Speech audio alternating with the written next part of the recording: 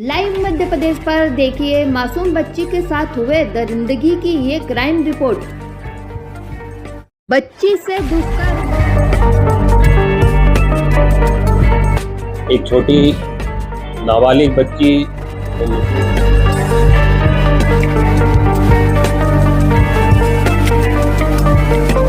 और सभी के प्रयासों से उसको बहुत ही बारीकी से ढूंढने के लिए हम सभी लोग लगे हुए। फिर हत्या।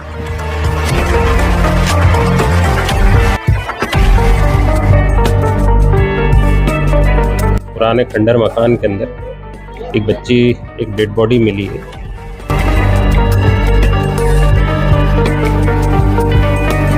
उनकी पूछताछ करने पे उस दिनांक जो उसके घटनाक्रम को समझा, उसकी चीजों को बताया, सारी चीजों को उसने अपना जुर्म कबूल किया है। दरिंदे आरोपी के घर। बुलडोजर चलने के बाद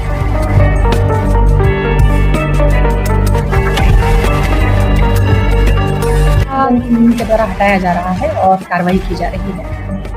बड़ी कठोर से कठोर कार्रवाई है और ये हमारी जो इन्वेस्टिगेशन वाला पार्ट है, प्रोसिक्यूशन का पार्ट है, इसमें भी हम इसे फांसी तक की सजा का जो है उसके लिए हम प्रयास करें। फांसी की मांग।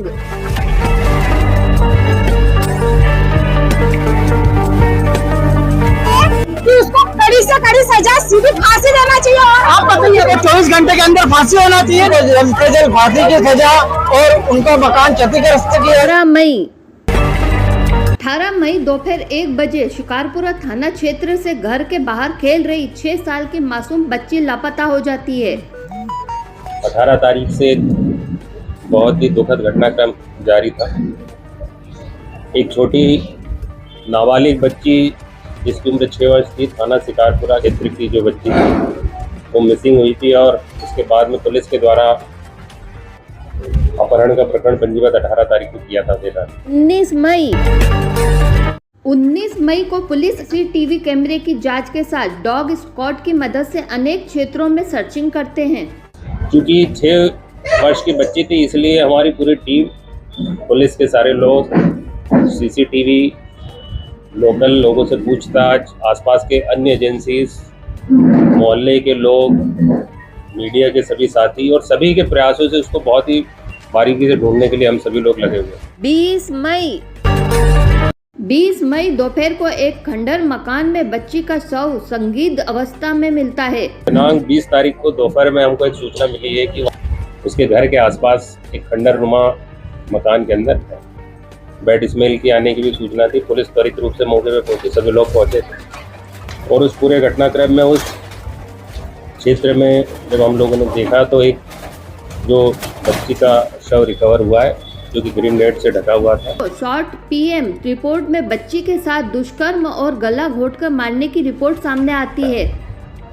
पोस्टमार्टम करवाया और पोस्टमार्टम के बाद में ये क्लियर हुआ कि उसके साथ में दुष्कृत्य की घटना घटित हुई है और उसका गला घोटकर हत्या कारित की गई। 21 मई आरोपी को गिरफ्तार करने के बाद 21 मई को एसपी देवेंद्र पाटीदार दुष्कर्म और हत्या करने वाले आरोपी का खुलासा करते हैं। खुलासे में 21 साल के युवक द्वारा बच्ची से दुष्कर्म और नारियल की रस्सी से गला घोटकर हत्या करने की बात सामने आती है। ये कि उसके द्वारा उस दिनांक को दोपहर के वक्त में जब बच्ची वहाँ अपने घर से खाना खाने के बीच में जब निकल के आई थी तो वहाँ पर कोई नहीं था। इसने उसको लालच दे के ऊपर बुलाया, अपनी पहली मंजिल पे लेके गया, उसके साथ दुष्कृत्य करने का किया और उस वक्त वो चिल्लाने लगी, तब उसका पास में ही जो नारियल की रस्सी उससे गला घोटा और उसके साथ में दुष्कृत्य भी किया। क्योंकि चिल्लाई और उसके बाद ये घबराया भी है, इसने उसकी बॉडी को वहाँ से उठा के पास में ही छत से जाके त्वरित रूप से डिस्पोज किया। कहीं न कहीं उसकी पूछताछ में आया कि घटनाक्रम अगले अंदर जाने से लगा के डिस्पोज ऑफ में आधे से 1 घंटे के अंतर्गत तत्कालिक घटनाक्रम रहा है। बाद में भी इसने वहाँ पे उसको ढकने के हिसाब से नेट वगैरह भी उसके ऊपर डाली है। ये सारी चीज़ें रही है। ये उस दिनांक को घटना करने के बाद में दोपहर में उसने खाना खाया है, अन्य जगह पर जिम भी गया है, शाम के वक्त में, रात में सत्संग कीर्तन में भी रहा है। तो लगातार गतिविधियों में ये उसमें लगातार रहा है। तो इन सब चीज़ों के आधार पर ये क्लियर है कि ये इसके द्वारा ये एक बहुत ही जघन्य किस्म का घटनाक्रम किया है। इसके सोशल मीडिया हिस्ट्री से भी ये चीज़ें लगी, उसमें भी कई ऐसे अश्लील तरह की वेबसाइट्स या उनका देखना भी मिला है, और कुछ ऐसे सर्च हिस्ट्री है जिसमें किसी बॉडी को डिस्पोज ऑफ करने के लिए इस तरह की सारी चीज़ें की जाती है। इस तरह के कंटेंट्स भी पुराने इसमें हमको मिले हैं, क्योंकि बहुत ही गंभीर किस्म का घटनाक्रम है। इसमें अल्टीमेट गोल ये है कि इसको सज़ा फांसी की हम दिलवा पाएँ। ऐसे हमारे लगातार एविडेंसेस को कलेक्ट करने के प्रयास हैं। तो निश्चित रूप से FSL के माध्यम से उनको हम सारी चीज़ों को सर्च करवा रहे हैं। बच्ची से लेकर DNA से जुड़ी सारी चीज़ें पे हम ध्यान दे रहे हैं। छोटे छोटे एविडेंसेस को कैसे हम कड़ी दर कड़ी जोड़े, जिससे ऐसे घटनाक्रम के लिए हम लोग उनको सज़ा दिलवा पाएँ, इस प्रयासों में हम लगे हुए हैं। तो भी 2022 के अंदर एक मोबाइल चोरी के अपराध में रहा।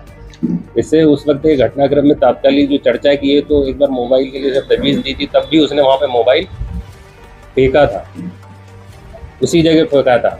तब उस घटनाक्रम में भी ऐसे पूछताछ की और सारी चीज़ें केस रजिस्टर्ड है, उसमें उसको आरोपी बनाया था, जेल भी गया था। 22 मई को हजारों की संख्या में लोग सड़कों पर उतरकर दरिंदे आरोपी को फांसी की सजा के साथ उसके घर पर बुलडोजर चलाने की मांग करते हैं। देखिए, आक्रोश होना भी चाहिए। एक छोटी मासूम बच्ची के साथ में इस तरह से घिनौना कृत्य एक व्यक्ति ने किया है, और आज पूरा हर धर्म का व्यक्ति, हर समाज का व्यक्ति आज उस परिवार के साथ में उनके इस दुख की घड़ी में आज सहभागी, और सभी ने आज माननीय राज्यपाल महोदय, मुख्यमंत्री महोदय, प्रधानमंत्री महोदय से ये ज्ञापन के माध्यम से एक मांग की है कि उस व्यक्ति को फांसी की सज़ा होना चाहिए, और नियमानुसार उसके मकान के ऊपर भी कार्रवाई होकर के उसका मकान तोड़ना चाहिए। 6 वर्ष की बालिका के साथ जो घटना घटी है, तो हम लोगों की ये मांग है कि जिस अपराधी ने उसके साथ अपराध किया है, उस बच्ची के साथ अपराध किया है, उसे ऑन द स्पॉट फांसी की सजा होनी चाहिए। हमारे लिए बहुत शर्म की बात है कि जिस देश में स्त्रियों को देवी के रूप में पूजा जाता है, आज उस देश में स्त्रियां सुरक्षित नहीं है। तो क्या हम भी अपने आप को सुरक्षित महसूस नहीं कर रहे? थोड़े दिन बाद वो सजा काट के आएगा तो हम भी कहीं ना कहीं हम भी उसका शिकार बन सकते हैं, और कई ऐसी मासूम बच्चियां उसका शिकार बन सकती है अगर आज उस पर सख्त कार्रवाई नहीं की प्रशासन ने। मुख्यमंत्री से क्या मांग कर? मुख्यमंत्री बुलडोजर? हाँ, मुख्यमंत्री से भी हमारी यही मांग है, कलेक्टर महोदय से भी हमारी यही मांग है कि उनके मकान पर बुलडोजर चलना चाहिए और उस अपराधी को ऑन द स्पॉट फांसी की सजा होनी चाहिए। जो निर्ममतापूर्वक कृत्य किया गया है, इसकी जितनी निंदा की जाए उतनी कम है। ये बहुत गलत हुआ है, और उस बच्ची के परिवार के साथ पूरे जिला प्रशासन की संवेदनाएं और सहानुभूति जुड़ी हुई है। पुलिस अपना काम कर रही है, उनके द्वारा बारीक से बारीक, छोटे से छोटे बिंदुओं की जांच की जाकर उनको विवेचना में लिया गया है, और फास्ट ट्रैक में भी केस चलाया जा रहा है। इसके उपरांत जो भी नियमानुसार एक्शन लेना है, वो कठिन से कठिन एक्शन हम लेंगे। एक बार वरिष्ठ अधिकारियों के संज्ञान में बात आ चुकी है, एक बार उनसे निर्देशन लेकर जो भी उचित कार्रवाई होगी वो की जाएगी। इसी संबंध में आज सभी लोगों के द्वारा, समाज जन के द्वारा एकत्रित होकर यहाँ कलेक्टर कार्यालय में ज्ञापन दिया गया है। ज्ञापन को SDM मैडम ने लिया है, और अभी हम जिस वक्त बात कर रहे हैं, इस वक्त परिजनों को कलेक्टर मैडम ने भी बुलाया है चैम्बर में। जितनी भी उल्लिखित बातें हैं ज्ञापन में, उसमें चर्चा भी करेंगे, और जहां तक उसके मकान को ध्वस्त करना या फिर उसका फांसी की सजा है, उस सभी संदर्भ में कलेक्टर मैडम से चर्चा भी करेंगे। 23 मई को पुलिस और प्रशासनिक अधिकारी दोपहर में आरोपी के घर बुलडोजर लेकर पहुंचते हैं, जिसके बाद इन आला अधिकारियों की मौजूदगी में आरोपी के घर को तोड़ने की कार्रवाई की जाती है। अतिक्रमण हटाया जा रहा है। जो बलात्कार का आरोपी, उसका अतिक्रमण चिन्हित किया गया है। नगर निगम के द्वारा बताया गया कि उसका ये अतिक्रमण है, तो उसी तारतम्य में प्रशासन, पुलिस और नगर निगम की टीम यहाँ पे उपस्थित है, और पूरी टीम के द्वारा अतिक्रमण हटाया जा रहा है। पुलिस व्यवस्था इसमें कानून व्यवस्था के दृष्टिकोण से यहाँ पे लगाई गई है। ज्ञापन के पश्चात यहाँ पर हम लोग उपस्थित हुए प्रतापपुरा में। जो आरोपी है उसका लगभग 167 स्क्वायर फीट पर अतिक्रमण पाया गया था, जिसे नगर निगम की मुहिम के द्वारा हटाया जा रहा है और कार्रवाई की जा रही है।